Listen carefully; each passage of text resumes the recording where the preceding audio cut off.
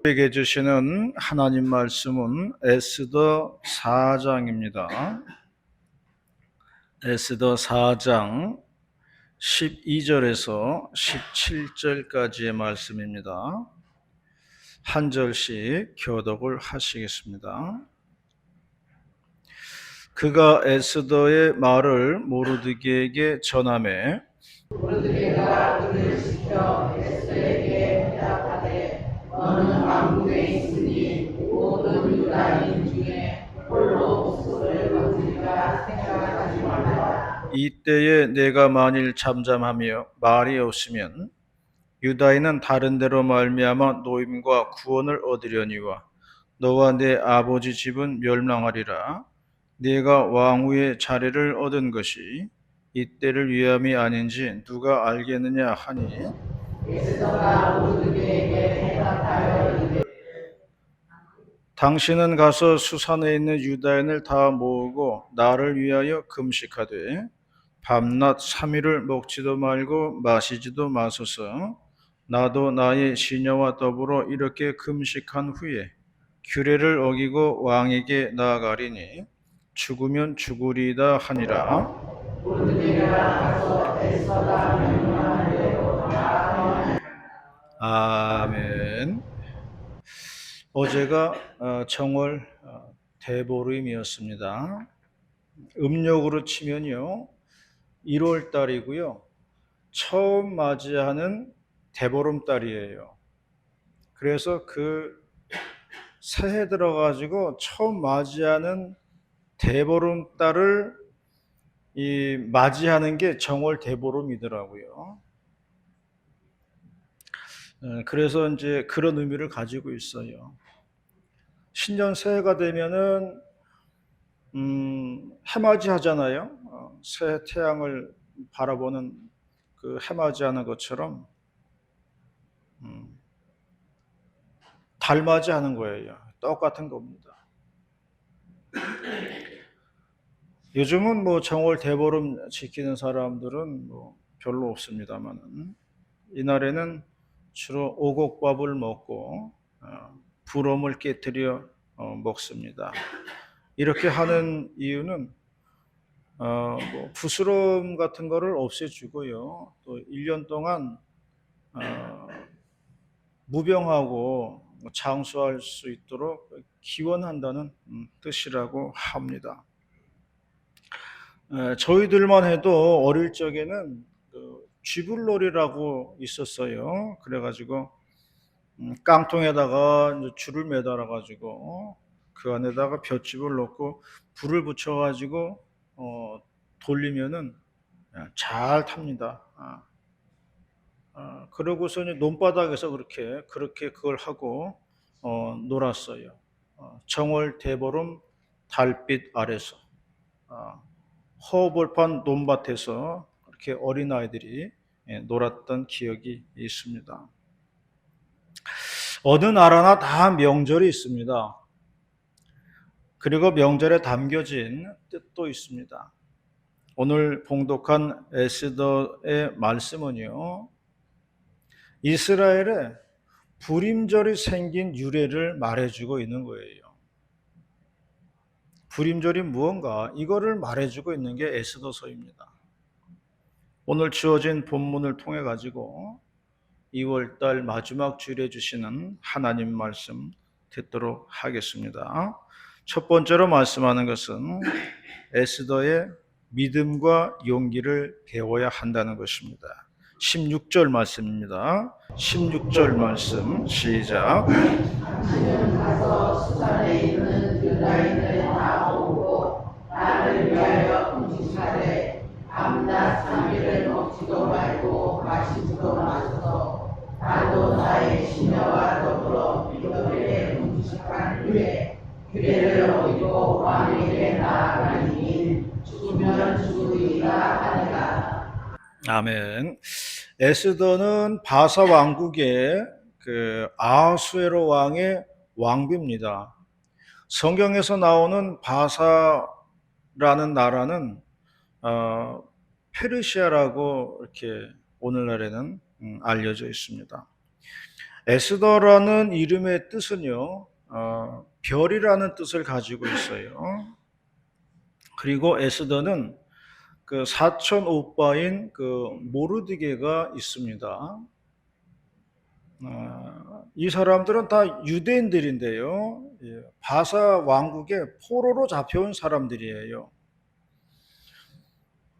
근데 에스더도 뭐 포로의 신분이지만은 워낙 미모가 출중해가지고 아수에로 왕의 그 왕비로까지 뽑히게 됩니다. 덕분에 오빠인 모르드게는 사촌 오빠인데요. 모르드게는 성전 문직이라는 그 관직을 얻게 됩니다. 그런데 이제 교만한 그 총리인 하만이라는 사람이 있었어요. 모르드게가 자기한테 절을 하지 않는 거예요. 그래서 그게 너무 괘씸해가지고 이제 왕에게 모함을 하게 됩니다. 그래가지고 유대인들을 전부 절멸을 시킬, 학살을 할 그런 계획을 세웁니다. 그래서 모르드게를 죽이려고 높은 장대를 세우고요. 어느 날로 잡을지 그걸 날짜를 정하는데 이제 제비를 뽑아서 정하게 되는 거예요. 그래서 그 날을 유대인 달력으로 뭐 아달월 뭐 14일이다 그렇게 성경에는 나와 있어요. 우리식으로 바꿔 보면요. 이른봄 14일이라는 것입니다. 그러니까 한 이맘때쯤 되는 거예요. 여기에서 제비를 뽑았다고 해가지고 부림이라는 말이 나온 겁니다. 부림이라는 말은 원래 히브리 말이에요. 그런데 해석을 하면은 제비를 뽑았다 이런 뜻을 가지고 있습니다. 날짜를 이제 받는 거예요. 그걸 부림이라고 이야기를 한다는 겁니다. 여기에서 이제 부림절이 나오게 된 거예요. 그러므로 이른봄 14일에는 모든 유대인들이 멸절을 당하는 위기에 처해 있는 겁니다. 그 유대인들은 전부 풍전등화의 위기의 상태에 있는 거예요. 이때 오빠인 모르드게가 동생인 에스더를 찾아갑니다. 그리고서 만나서 자초지종 이야기를 하는 거예요. 지금 우리 민족의 형태가 지금 상황이 이렇다. 이걸 다 얘기를 하는 거예요.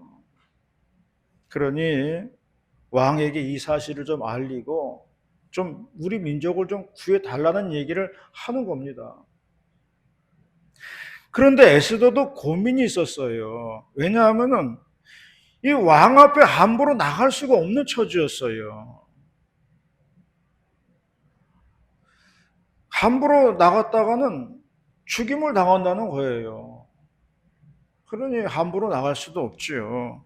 그래서 에스더가 오빠에게 말을 하는 거예요. 백성들과 함께 금식 기도를 하십시오. 저도 그렇게 하겠습니다. 그런 다음에는 내가 죽으면 죽으리리다 하는 심정으로 나아가겠습니다. 왕 앞에 가서 이야기하겠습니다. 그 이야기를 하는 거예요. 그게 오늘 봉독한 16절의 말씀의 내용입니다. 여기서 우리는 에스더 왕비의 용기를 볼 수가 있습니다. 자신은요, 아무것도 안 해도 살 수 있어요. 안락하게 살아갈 수 있습니다. 그러나 나라와 민족을 위해서 목숨을 걸고 나아갔다는 거예요. 이것이 용기라는 겁니다. 여호수아에서 보면요. 여호수아하고 백성들이 요단강을 건너는 모습이 나오는데요. 먼저 제사장들이 어깨에다가 법궤를 맸지요. 그리고 흐르는 강물 속으로 들어갔다 그랬습니다. 그때는 강에 물이 넘치는 시기였다 그랬어요. 개울물을 걷는 게 아니고요. 물 높이가 깊은 거예요. 그러므로 법궤를 메고 강물에 발을 집어넣는다는 것은요, 믿음과 용기를 이야기하는 거예요. 그것이 없으면은 요단강을 건널 수가 없는 겁니다. 그런데 이러한 믿음과 용기를 가지고 나아갈 때에 하나님께서 역사하시더라는 거예요. 시작이 반이라 그랬습니다.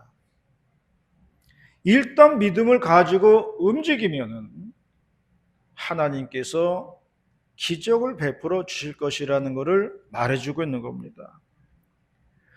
신약에 보면 성전 미문에 앉아있는 안진뱅이 거지가 있었습니다. 성전 문에 앉아가지고 성전 예배에 들어가는 사람들에게 동전 한 푼을 바라는 그런 사람이었습니다. 그때 베드로하고 요한이 성전으로 올라가다가 안진뱅이 거지를 보게 되었어요. 베드로가 말했습니다. 나에게 금은 없지만은 나에게 있는 것으로 너에게 주노니 예수 그리스도 이름으로 일어나 걸어라. 그리고 손을 잡아서 일으켰다 그랬습니다. 그랬더니 안진뱅이 거지가 다리에 힘이 생기고 일어나 걸었다고 사도행전에는 말씀하고 있습니다. 나는 이것이 베드로의 용기라고 생각을 합니다. 보통 같아서는요, 이렇게 강력한 선포를 할 수가 없는 겁니다. 왜냐하면 안 일어나면 어떡할 거예요? 일어나 걸으라 했는데 안 일어나면은 어떡할 거예요? 그래서 그러한 두려움 때문에 우리가 이런 선포를 할 용기가 없는 거예요. 그런데 베드로는 믿음이 있었고 용기가 있었습니다. 주님이 역사하시면 안전뱅이가 일어날 것이다. 확신이 있었어요. 그럴 때 용기 있게 선포를 했다는 겁니다. 우리들도 이러한 믿음과 용기가 있어야 할 줄로 믿습니다. 제가 유튜브 하나를 보니까 한쪽 다리를 절단한 여인이에요. 교통사고를 당해가지고 그 한쪽 다리 무릎 위에요. 무릎 위를 절단했어요. 그래가지고 이제 그 의족을 하고 이제 사는데 그런 일상을 찍었어요. 자신의 그런 삶을 다 찍는 거예요. 외출할 때 화장하고 의족을 착용하고 나가서 활동하고 돌아와서는 또 의족을 풀고 또 정리하고 생활하는 내용 등이에요. 이런 것들을 이제 찍어요. 물론 옆에서 남편이 도와주고 있습니다. 난 그것을 보면서 참 대단히 용기 있는 여자라고 생각을 했어요. 보통 사람 같으면요, 절망합니다. 그런데 이 여자는 한술 더 떠가지고 자기 일상의 얘기를 영상으로 담아요. 잔잔하고 담담하게 한 폭의 그림을 그리듯이 그려 나가는 겁니다. 어떻게 저런 용기를 가지게 되었을까? 그런 생각이 절로 들어요. 이런 사람들을 보면요, 우리가 용기를 가져야 됩니다. 이런 사람들 보면요, 우리가 용기 가져야 될 필요가 있는 거예요. 두 다리 멀쩡한데도, 우린 두 다리 멀쩡한데도 원망과 불평으로 살아가요. 건강한 두 다리를 주신 하나님께 우리가 감사하면서 살아가야 되겠다는 겁니다. 그러므로 믿음이 있는 사람이 용기 있는 사람입니다. 우리는 믿음을 잃지 말아야 하겠습니다. 우리에게 믿음이 있다면 우리는 용기 있는 사람이 되는 겁니다. 그러므로 에스더의 용기와 믿음, 우리가 모두 갖는 우리 모두가 되시기를 바라겠습니다. 두 번째로 말씀하는 것은 우리는 맡은 바 사명이 있다는 것입니다. 14절 말씀입니다. 14절 말씀 다 같이 봉독합니다. 시작. 이에 내가 만일 잠잠하여 말이 없으면 유다인은 다른 데로 가냐 노임과 구원을 얻으리로다. 너와 내 아버지 증거를 갈망하리라. 내가 왕위의 자리를 얻은 것이 이때를 위함이 아니지 누가 알겠느냐 하니. 본문은 오빠인 모르드게가 에스더에게 부탁하는 장면입니다. 에스더는 자기 개인의 영화와 안락을 위해서도 모른 척 할 수도 있습니다. 그러나 모르드게는 왕비의 자리까지 올라간 것이 이때를 위함이라는 거예요. 하나님께서 너를 높여주신 이유가 있다는 겁니다. 그러므로 높이 올라간 사람은 거기에 대한 책임이 주어진다는 거예요. 그러므로 우리들에게는요, 다 맡은 바 책임이 있다는 거예요. 우리는 다 맡은 바 역할이 있다는 겁니다. 오늘 주님께서 내게 무언가 맡겨준 게 있어요. 그게 사명이라는 겁니다. 예전에 신들러 리스트라는 영화를 개봉한 적이 있는데요. 2차 세계대전 중에 나치 독일이 유태인들을 600만 명이나 학살한 그러한 사건이 있었습니다. 총알도 갖고 와가지고 그냥 아우슈비츠 그 수용소에서 가스로 그냥 가스실에서 대량으로 학살한 그런 사건이 있었습니다.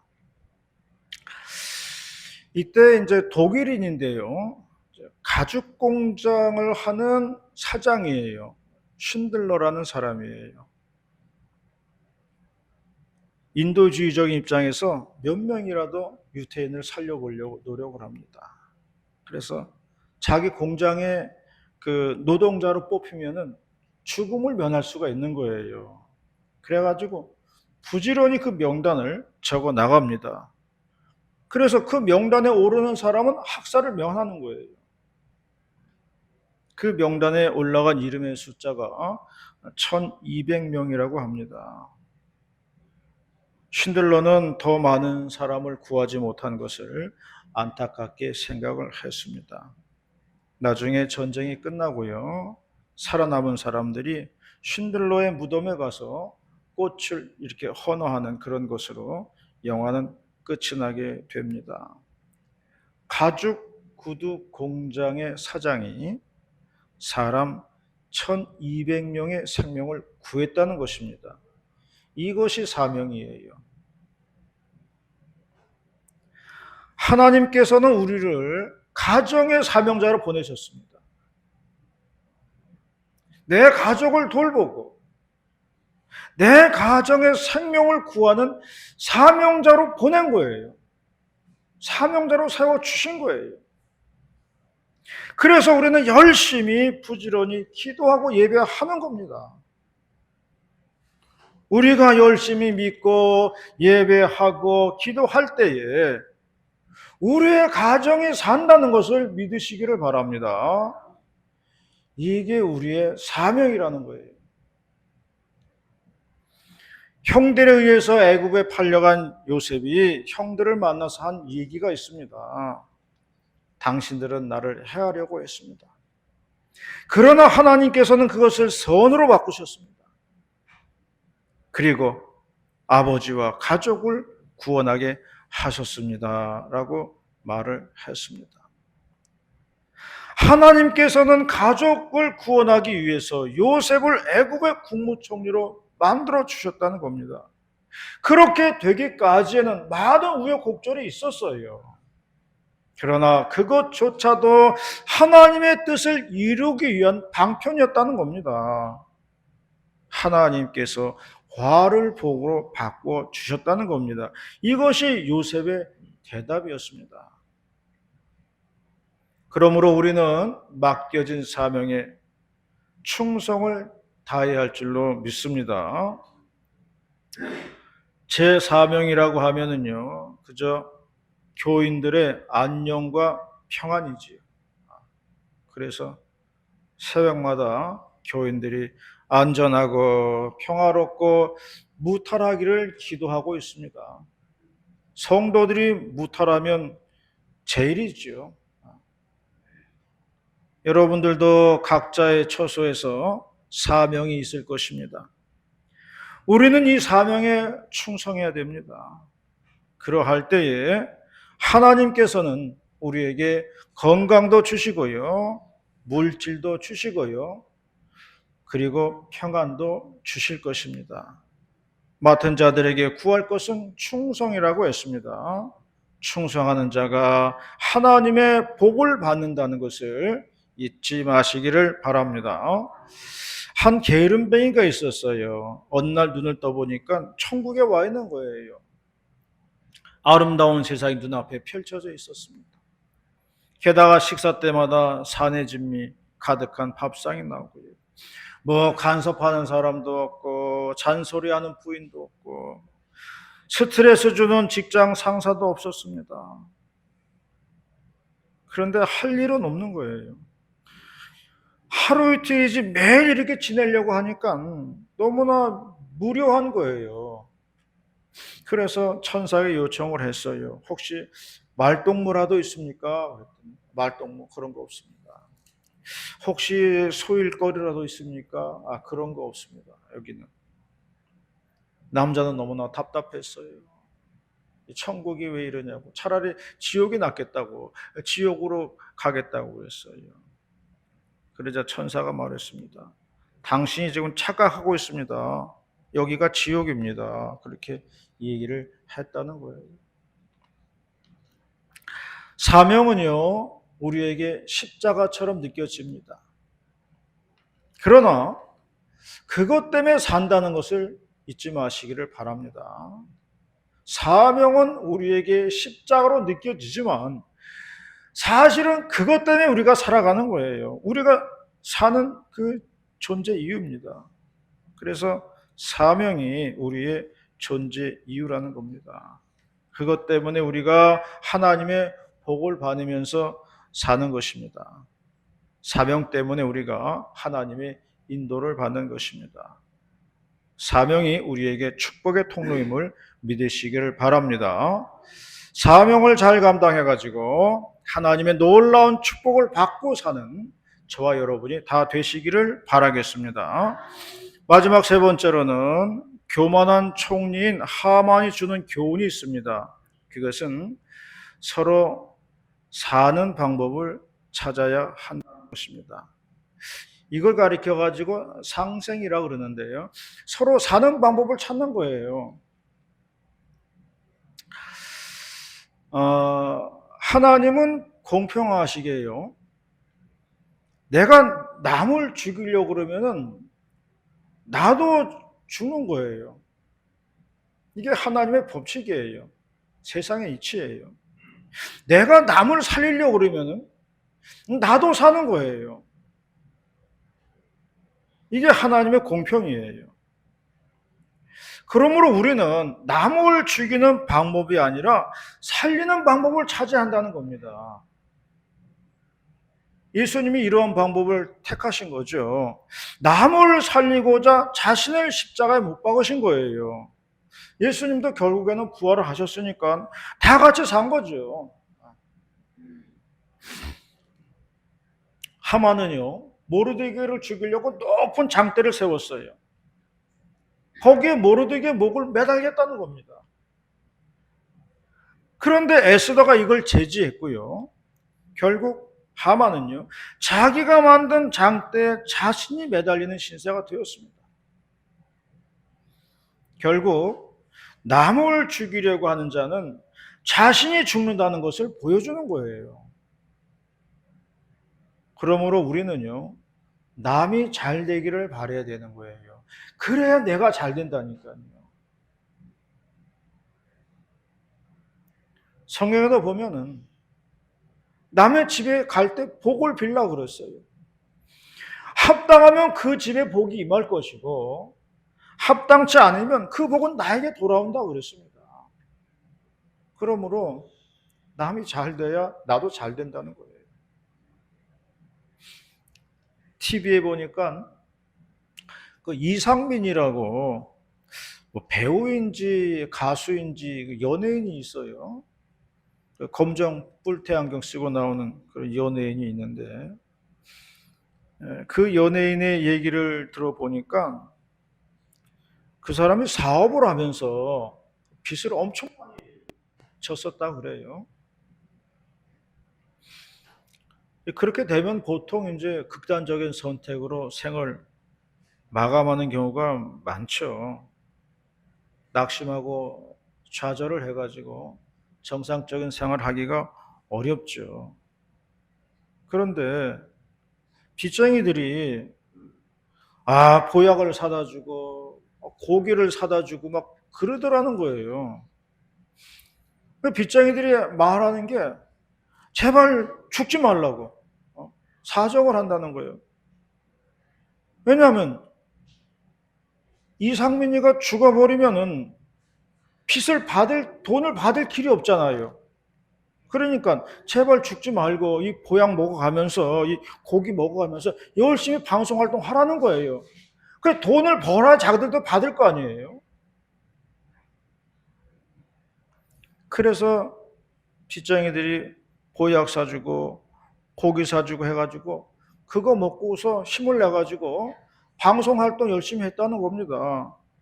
그러니까 또 뭐 돈 또 들어오고 해가지고 그 빚을 다 갚았다는 이야기를 하더라고요.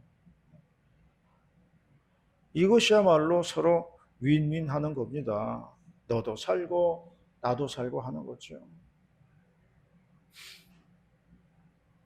눈길을 걸어가는 두 사람이 있었어요. 길을 가는데 웬 남자 하나가 눈길 위에 쓰러져 있는 겁니다. 가만히 보니까 아직 숨이 남아 있어요. 한 남자는 그냥 두고 가자 그랬습니다. 이 눈길에 같이 죽을 일이 있냐 그러면서 혼자 걸어갔어요. 그런데 다른 남자는 쓰러져 있는 남자를 두고 갈 수가 없어가지고 등에 업고 걸었습니다. 한참 가다 보니까 앞서간 남자는 눈길에 쓰러져 있었습니다. 추워서 얼어 죽고 말았어요. 그런데 남자를 등에 업은 이 사람은 두 사람의 체온이 따뜻함을 가져다 주었기 때문에 등에 업은 이 사람은 그 체온으로 살아갈 수가 있었다는 거죠. 그 체온을 가지고 길을 걸어갈 수가 있었습니다. 그리하여 주막을 만나게 되었고 두 사람은 따뜻한 방에서 몸을 녹이고 살 수 있었다는 이야기입니다. 남을 살리는 자는 자기도 산다는 것을 잊지 마시기를 바랍니다. 남을 죽이려는 사람은 자기도 죽는다는 것을 잊지 마시기를 바랍니다. 그러므로 남 잘 되기를 바라는 마음이 자기도 잘 되는 길이라는 것을 우리가 알아야 되겠습니다.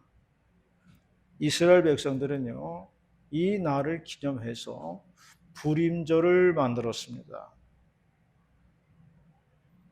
이것이 불임절의 유래예요. 기쁘게 하나님을 찬양하고요. 백성들이 즐거워하는 절기가 불임절입니다. 풍전등화의 위기 속에서 하나님께서 건져 주셨다는 고백을 하는 것이 불임절입니다. 어쩌면요, 우리는 다 불임절을 경험한 사람들이에요. 지나간 우리의 인생이 다 풍전등화 같은 인생들이었습니다. 그러나 하나님께서 그것을 내 인생의 불임절로 만드신 겁니다. 우리는 다 불임절을 경험한 사람들이에요. 내 인생의 부림절을 주신 하나님을 찬양하는 우리 모두가 되시기를 주님의 이름으로 축원합니다. 기도하시겠습니다. 사랑과 은혜가 많으신 하나님 아버지, 감사 찬송 올립니다. 우리들에게 부림절에 인생 체험을 주신 것을 감사드립니다. 남은 여생 영원토록 주님께 찬양하며 기도하며 주님을 높이며 살아가는 복된 삶이 될 수 있도록 인도하여 주시옵소서. 항상 주님을 찬송하고 기도하고 주님과 동행하는 귀하고 복된 인생들이 될 수 있도록 우리 주님 각자의 삶을 주장하시고 인도하시고 역사하여 주시옵소서. 감사드리올 때에 예수님의 이름으로 기도 올리옵나이다. 아멘.